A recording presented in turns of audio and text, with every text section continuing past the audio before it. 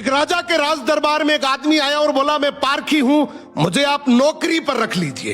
राजा बोला, नौकरी पे तो रख लूंगा, पर तनख्वाह 1 रुपए नहीं दूंगा, सिर्फ 1 पाव गुड़ और घुंघरे मिलेंगे। पारखी बोला, ठीक है हुजूर। कुछ ही दिन बाद राजा एक घोड़ा खरीद कर लाए। उन्होंने पारखी से पूछा, बताओ इस घोड़े के बारे में क्या कहते हो।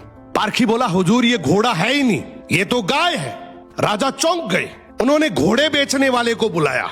उसने कहा, साहब बात तो सही है तो घोड़ा ही, लेकिन बचपन में ही इसकी मां मर गई थी, इसे गाय का दूध पिलाया गया था, इसलिए इसकी आदतें गाय जैसी हैं। राजा ने हैरानी से पारखी से पूछा, तुम्हें यह सब कैसे पता चला। पारखी बोला, हुजूर जब ये चल रहा था तो नीचे मुंह झुकाकर घास खा रहा था, घोड़ा हमेशा ऊपर गर्दन उठाकर खाता है, मैंने इसकी आदतों से पहचाना।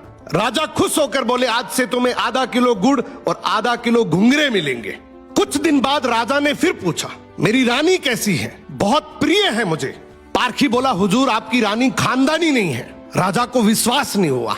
उन्होंने ससुराल जाकर पूछा, वहां दादी ने बताया, बचपन में इसकी मां गुजर गई थी, पाला तो मैंने है, मगर दूध इसे दाई मां ने पिलाया है। राजा ने पारखी से फिर पूछा, रानी के बारे में तुझे कैसे पता।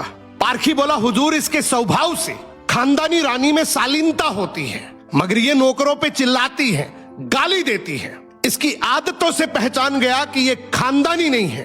अब राजा बोले, चलो मेरे बारे में बताओ। पारखी बोला, जान की माफी दे तो बताऊं। राजा बोले, माफी है, सच सच बताओ। पारखी बोला, आप राजवंश के नहीं हैं, आप मुझे भड़बूजे लगते हैं, गुड़ और भंगूरे सेकने वाले। राजा घबरा गए। जाकर अपनी माँ से पूछा, माँ सच बताओ वरना मैं मर जाऊंगा। माँ रोते हुए बोली, बेटा बात तो सच है, जिस दिन तू पैदा हुआ था उसी दिन महल के पास एक भड़बूजे का भी बेटा पैदा हुआ था, तू मर गया था और मैंने राजवंश बचाने के लिए उसके बेटे को लिया, वो तू है।